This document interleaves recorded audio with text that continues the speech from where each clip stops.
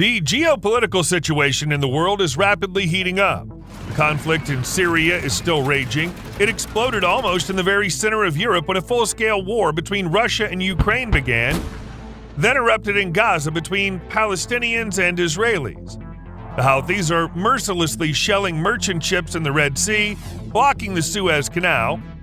China's carnivorous towards Taiwan. In such a situation, you need to be armed to the teeth. In such a situation, every piece of weaponry matters. The United States has begun a major modernization of the A-10 Thunderbolt attack aircraft. What? The U.S. generals plan to keep going into combat with an airplane that first took off half a century ago, some may exclaim? Yes, they do. And why? We'll tell you in this video. At the same time, we'll reveal one global problem in aviation. So watch this video to the end. It's going to be fun. The A-10 Thunderbolt II, nicknamed Beard Stick by the Army, is a twin-engine, single-seat, close air support ground attack aircraft designed to destroy enemy armored vehicles, manpower, and fortified positions. Produced from 1975 to 1984, it was used in Iraq, Afghanistan, etc. It showed its highest efficiency and fantastic survivability.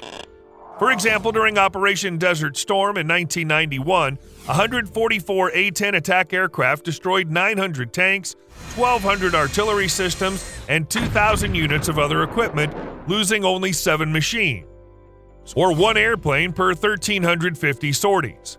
There were recorded cases where pilots landed the Beard Fighter with a completely failed hydraulic control system with 1 engine running without half of the wing and keel. The aircraft is armed with a 7-barrel 30mm GAU-8A cannon with a rate of fire of 3,900 rounds per minute. It can carry air-to-air, air-to-ground missiles, unguided missile blocks, and bombs, both free-fall and guided, on 11 suspension points. In short, armed to the teeth, and at the same time perfectly protected from fire from the ground. On the A-10, the thickness of titanium armor ranges from 13 to 38 millimeters. By comparison, on the Russian Su-25 attack aircraft, it's 10 to 24 millimeters. The only problem is that the A-10 is obsolete, and a modern air defense system will swallow it in no time and will not choke on it. In conditions of weak opposition, as it was in the conflicts in Iraq and Afghanistan, the attack aircraft is very effective, but against a strong enemy, it's no longer in play.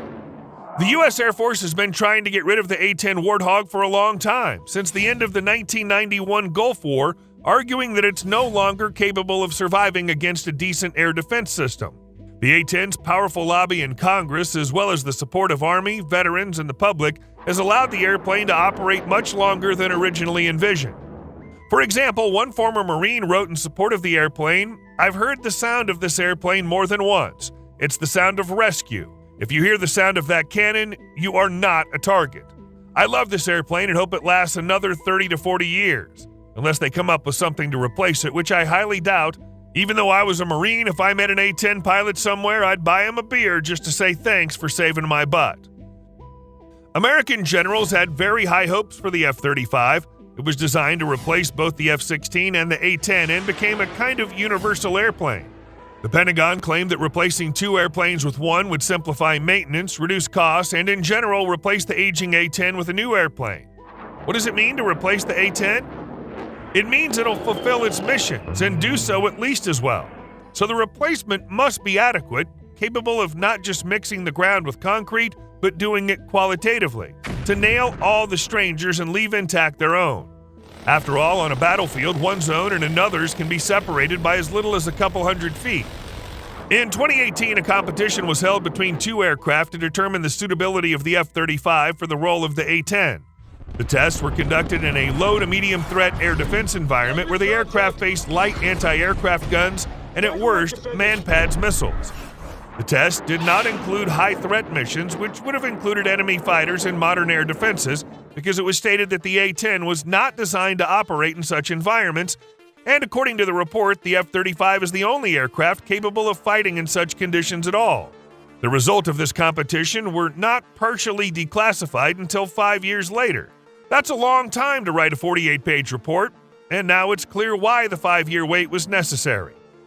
The F-35 was worse at accomplishing the tasks assigned to the A-10, and that's direct air support, attacking enemy ground forces to support friendly ground forces, So to rush into battle like that, to tear apart the bad guys who are overpowering the good guys and not be afraid that the bad guys might fight back with something like a Stinger, that's not an easy task for the F-35. Yes, it's good, it's not afraid of a lot of things, and it can wave off missiles, but an elementary Soviet ZSU-23-2 for the F-35, it's going to hurt, very painful. For something like the Soviet Shilka, we just don't talk about it. It's death. And from an altitude of 8,000 meters where it will not reach, the pilot will not distinguish who's down there.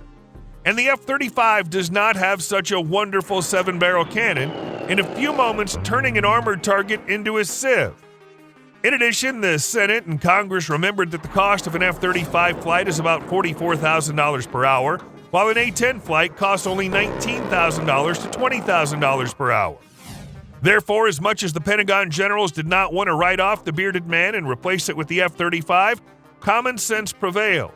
It was decided not to write off this legendary aircraft and modernize it, and to modernize it on a large scale, up to the replacement of wings. Now, the U.S. Army operates 281 copies of the A-10. The average age of the airplanes is 41 years, so you can imagine how much these wings have endured. But metal, like man, is not immortal. Fatigue accumulates in it due to loads, and as a consequence, cracks appear with all the ensuing consequences. The U.S. Air Force has awarded Boeing a contract to produce new wings for the A-10 Warthog. The new contract means that the entire fleet of 281 attack aircraft will receive new wings, allowing them to fly until the mid-2030s. The new wings, rated for an additional 10,000 flight hours, are being installed by A-10 maintenance specialists at Ogden Air Logistics Complex in Utah and Osan Air Base in South Korea. But the wings, of course, are not the only issue. One of the most important innovations is the introduction of new GBU-39 bombs into the attack aircraft's armament. According to combat aircraft, the aircraft can now carry up to 18 such munitions, which theoretically allows it to hit up to 18 different targets in one combat sortie. As a reminder, the GBU-39 is an American precision-guided aerial bomb that weighs only 130 kilograms. Combined with its small size, this allows aircraft to take many more bombs than before. At the same time, thanks to its high accuracy, the munition can effectively hit different targets despite the relatively low explosive mass of 93 kilograms.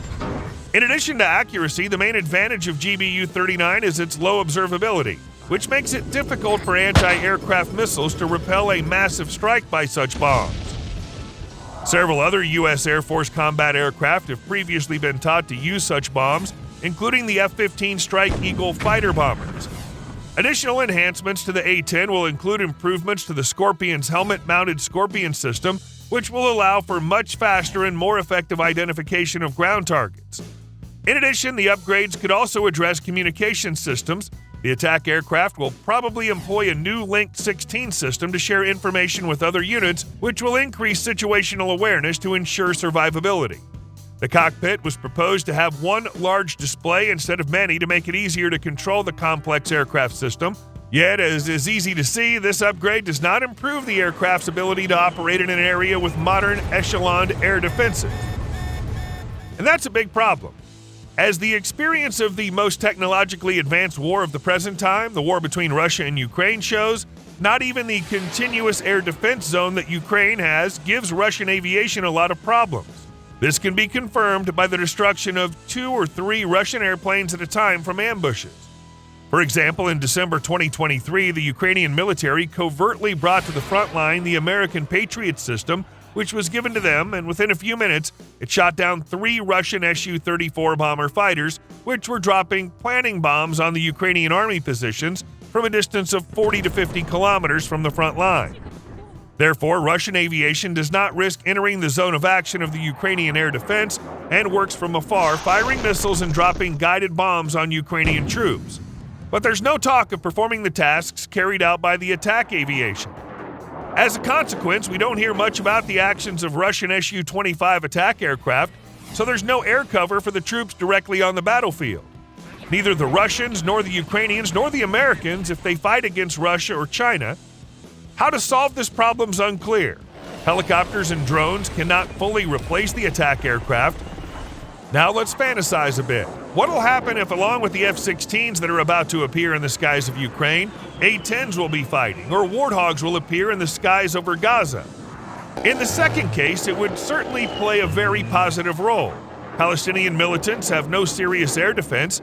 The Beardwalker could destroy them without causing serious destruction, as it happens now when Israeli aviation in the form of F-16s demolishes entire neighborhoods, which leads to huge casualties among civilians. We think that there are no A-10s over Gaza for one single reason: the unwillingness of the U.S. to interfere in this Arab-Israeli war, and Israel has neither such airplanes nor pilots who can fly them. As for the participation of the A-10 in the Russian-Ukrainian war, the question's debatable. The Russians have a very powerful air defense system consisting of S-300, S-400, Buck, and Panzer air defense systems. Therefore, it's deadly dangerous for a Warthog to approach the front line. But to use GBU-39 guided bombs from a distance of 60 to 100 kilometers is quite possible. To sneak up to the attack line so as to not be detected by Russian locators, soar sharply to 5 to 8 kilometers, drop the bombs, and then return to the airfield again. In any case, we're sure that the fail-safe Beard fighter still has to serve America, and it's too early to scrap the veteran.